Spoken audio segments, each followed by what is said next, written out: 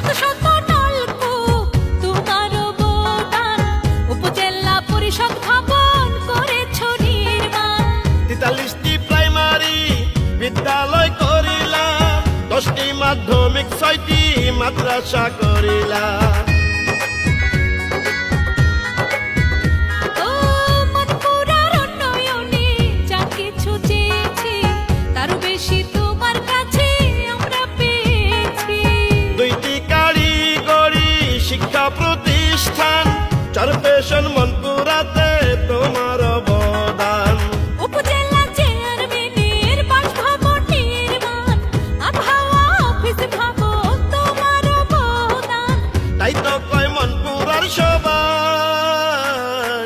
তুমি জননেতা যে গো ভাই, ও ভাই গো তোমার বিকল্প কেহ নাই।